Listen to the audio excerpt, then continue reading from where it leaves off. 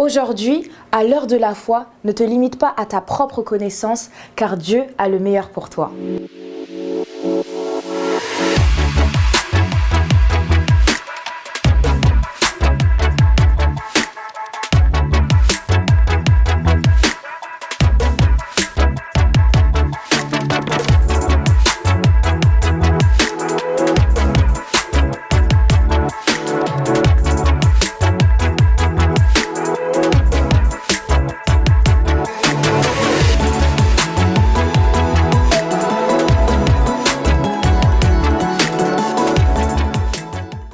Nous sommes là pour vous et surtout pour vous servir. Vous êtes très important pour Dieu. Dieu vous a créé à son image. Dieu n'a pas créé quelqu'un pour qu'il puisse accompagner qui que ce soit. En fait, ta naissance sur la terre est pour un but. Tu dois les comprendre. Tu dois les savoir. Je ne veux pas que les événements, que les circonstances te montent à la tête. Des situations que tu as traversées dans la vie ne doivent pas être un obstacle pour aller plus loin. Tu n'as accompagné personne sur la terre. Tu es venu sur la terre pour un but. Tu dois accomplir un plan, mais un plan qui vient de Dieu. Un destin qui vient de Dieu. C'est ça la bonne nouvelle. Tu te rends compte, la Bible dit que car Dieu a tant aimé le monde qu'il a donné son Fils unique. Dieu t'a tant aimé. Quand on parle du monde, ça veut dire Dieu t'a tant aimé toi, qui me suis en direct, qu'il a donné son Fils Jésus, afin que n'importe qui sur cette terre croit en lui, qu'il ne périsse pas. Quand on dit périr, on peut examiner, on peut expliquer beaucoup de choses. La Bible dit que mon peuple périt. Mon peuple est coupé de la bénédiction à cause de sa connaissance. On peut vivre la mort dans n'importe quel domaine. Tu peux être vivant physiquement, mais vivre la mort dans tous les domaines de ta vie. Être complètement dépourvu de sens.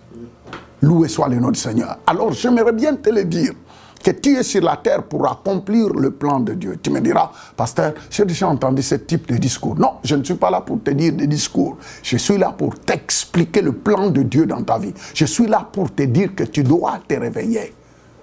Il y a un plan que Dieu veut accomplir dans ta vie. Mais il faut collaborer avec Dieu, parce que tant que tu ne collabores pas avec Dieu, Dieu ne peut rien faire. Dieu collabore avec quiconque est prêt à collaborer avec lui. Loué soit le nom du Seigneur. Alors, voyez-vous, il ne faut pas célébrer, il ne faut jamais, j'aimerais bien te dire quelque chose. Ne célèbre pas ce que tu connais par rapport au meilleur que Dieu a préparé pour toi. Ne célèbre pas ce que tu connais par rapport au meilleur que Dieu a préparé pour toi. J'aimerais bien vous donner un verset de la parole de Dieu dans Matthieu chapitre 19, verset 20. Oui, pouvez-vous me le lire, s'il vous plaît? Gloire soit rendue à Dieu. Notre Dieu est fidèle. Alors, vous pouvez liker et puis partager. Il faut partager, mon ami, il faut partager. Parce qu'il y a tellement de hommes et de femmes qui sont dans leur gouffre. Ils pensent que tout devient noir. Mais je voulais vous dire, si vous saviez le nombre, les millions de personnes que j'ai croisées partout dans le monde, il y a d'autres qui se croyaient complètement dépourvus de sens, dans un puits sans espoir.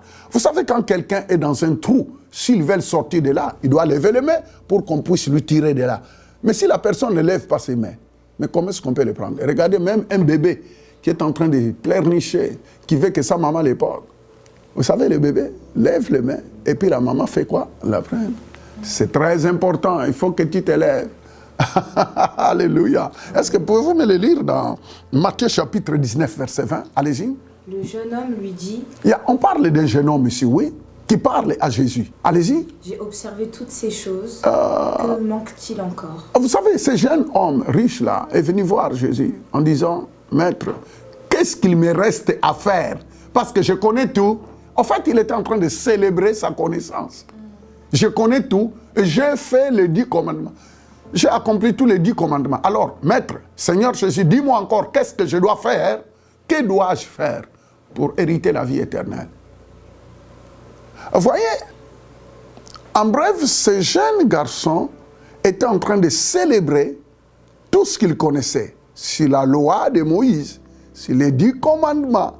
Il se disait, je connais tout, et j'ai tout accompli. Maintenant, explique-moi encore. C'est là où se trouve le problème. C'est que parfois, ce que nous connaissons devient un obstacle. Vous savez que même, j'ai toujours dit que l'ennemi de la connaissance, c'est la connaissance.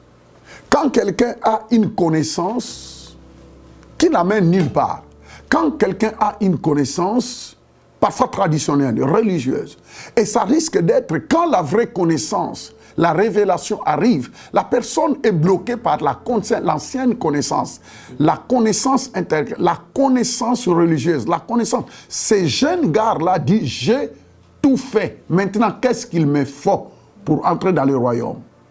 Il dit, je connais tout. En fait, il célébrait ce qu'il connaissait. Il disait, je crois que je suis arrivé au top. Mon ami, tu ne peux pas aller loin tant que tu n'es pas enseignable. Tu ne peux pas aller loin tant que l'humilité n'est pas en toi. Savoir que tu ne connais pas tout.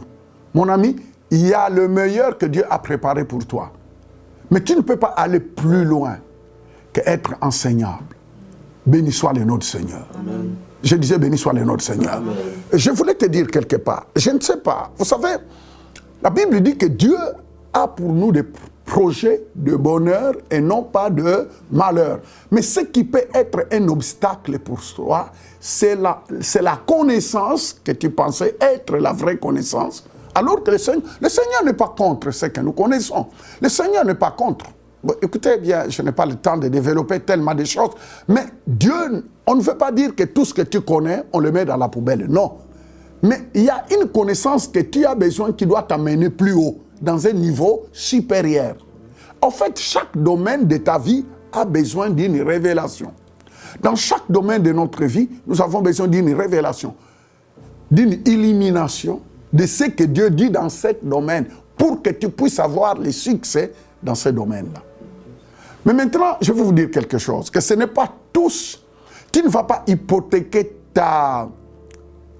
votre destinée à quelqu'un, exemple, qui doit prier pour toi, pour qu'il vienne avec une solution déjà tout classé. Alléluia, Dieu m'a parlé de ceci.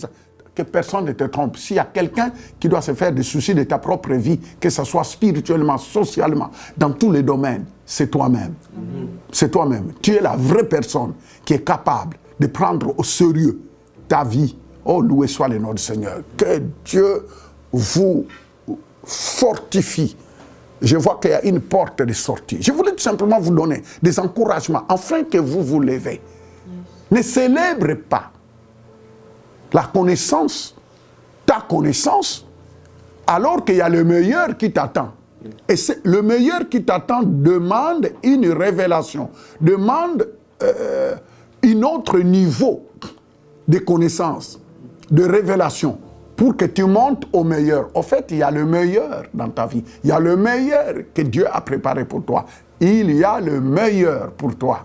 Je ne sais pas dans quel état tu es, en m'écoutant. Je ne sais pas où tu es, mais je voulais te dire qu'il y a le meilleur. Oh, mais pasteur Fofi, tu sais, moi je suis dans tel continent, mais je souffre. Je sais. Vous savez le nombre de personnes qui nous appellent pour nous expliquer leur situation. Que nous, je traverse telle situation. Il y a des moments où nous pensons que Dieu, au ciel, est là, sur son trône, avec des courbatures, en disant, vraiment, ta situation me dépasse. Non.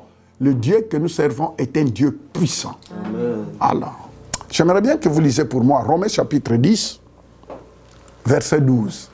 Ah, loué soit le nom du Seigneur. Allez-y.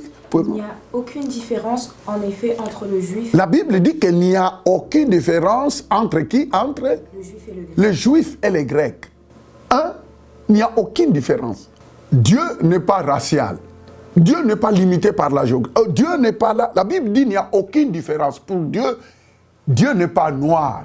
Dieu n'est pas blanc. Dieu n'est pas jaune. Dieu n'est pas bleu. Voyez-vous? Continuez un peu, qu'est-ce qu'il dit? Puisqu'ils ont tous un même Seigneur qui est riche pour tout ce qu'il invoque. Tout ce qu'il faut, il dit parce que tous, ils ont un même Seigneur. Seigneur qui? Jésus, tout ce qu'il te faut, c'est d'être en Jésus. Tout ce qu'il te faut, c'est de dire à Jésus, viens dans ma vie, je t'accepte comme mon Seigneur et Sauveur. Alors, dès que tu fais ça, que tu sois blanc, que tu sois noir, que tu sois rouge ou bleu, qu'il a, Dieu s'en fout. Dieu s'en fout. La bénédiction de Dieu est pour quiconque croit. En qui? En Jésus-Christ. Dieu n'est pas raciste. Dieu n'est pas racial. Hein? Dieu n'est pas un Dieu de région quelconque. Ah, non, il bénit les autres. Non, non, non, non. Dieu n'est pas comme on pense.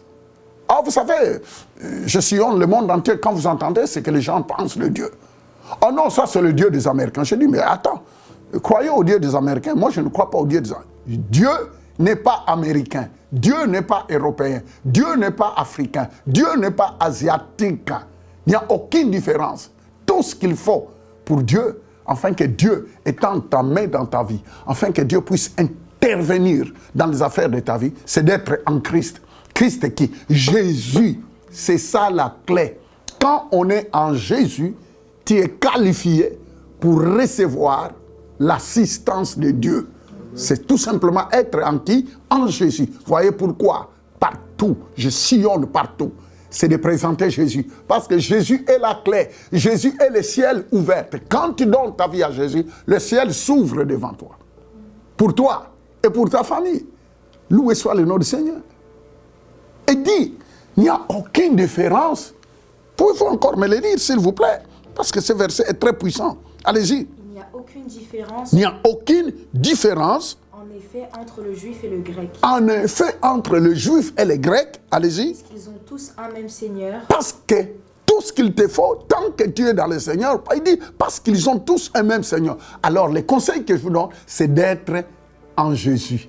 C'est d'avoir Jésus comme Seigneur et Sauveur. Et vous savez, maintenant, quand vous êtes en Christ, vous êtes promis, vous êtes qualifié pour la bénédiction de Dieu.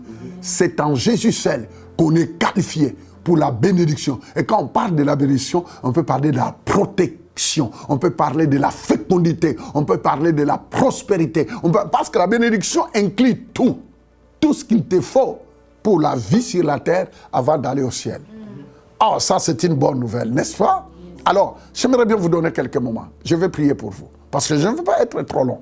Et je viendrai encore vous parler. Je viendrai encore vous parler. Vous savez, il y a des choses, j'ai des choses à vous dire. J'ai des choses à vous dire. Nous voyons la main de Dieu, jour après jour. Cela ne veut pas dire que nous ne traversons pas des moments difficiles. Et chacun de nous a ses moments difficiles. Mais nous bénissons le Seigneur. Parce que Christ en nous, espérance de la gloire. Oh, j'aimerais bien prier pour quiconque venait de suivre. Que Dieu ne fait exception de personne. Peu importe ta couleur, peu importe dans quel coin du pays tu es. Je ne sais pas tu es dans quel continent. Peu importe le pays où vous êtes. J'aimerais bien que vous sachiez que la main de Dieu est prête à te saisir. La main de Dieu est prête à t'élever. La main de Dieu est prête à te distinguer, à te qualifier. Mais tout ce qu'il te faut, c'est d'être en Christ, Jésus. Comment être en Christ? Eh bien, c'est ça que j'aimerais bien vous aider. Premièrement, si tu n'as jamais donné ta vie à Jésus, tu n'as jamais accepté Jésus comme Seigneur et Sauveur, faites-le maintenant. Répétez avec moi. Seigneur Jésus. Seigneur Jésus. En ce moment, j'ouvre mon cœur. Je reconnais que tu es le Fils de Dieu. Qui est venu sur la terre. Qui a pris ma place. À la croix. Tu es mort. Tu as été enterré. Mais le troisième jour, Dieu t'a ressuscité d'entre les morts. Viens dans ma vie. Je fais de toi le Seigneur et le Sauveur de ma vie. Donne-moi ton Saint-Esprit au nom de Jésus. Amen. Alors je m'arrête là. Vous savez, si tu viens de faire cette prière sincèrement, de tout ton cœur, Jésus-Christ vient d'entrer dans ton cœur. La Bible dit à tous ceux qui ont reçu Jésus, à tous ceux qui ont cru en lui, Dieu les a donné le pouvoir d'être appelés enfants de Dieu. Maintenant que tu venais de faire cette prière, Dieu te donne le droit. Dieu vient de te qualifier d'être appelé son enfant. Dieu devient ton papa. Maintenant, il n'y a plus de différence entre blanc, noir, jaune et quoi? Tu es qualifié. En fait, votre acceptation de Jésus t'a qualifié à la bénédiction de Dieu. Dieu a préparé le meilleur pour ta vie, pour ta famille. Que Dieu vous bénisse. Alors vous pouvez nous contacter au numéro de téléphone qui est en train de défiler devant nous. Et j'aimerais bien aussi lancer l'appel à ceux qui suivent nos émissions. Vous pouvez soutenir l'œuvre de Dieu. Et certainement le Seigneur se souviendra de toi. Nous vous aimons beaucoup. C'était l'équipe de Fofi International Ministry qui était là pour vous servir. Et préparez-vous au meilleur encore devant vous. J'aimerais bien prier. Père Céleste, je prie pour tous ceux qui sont malades. Que ta main puissante maintenant les visite de là où ils sont au nom de Jésus. Seigneur, que tous ceux qui ont de difficultés, quels que soient les types de difficultés, Père, au nom de Jésus, je prie que ta main puissante opère dans leur vie et que des anges soient en action. Glorifie le nom de Jésus. Au nom de Jésus que nous avons ainsi prié. Amen, amen et amen. Que Dieu vous bénisse.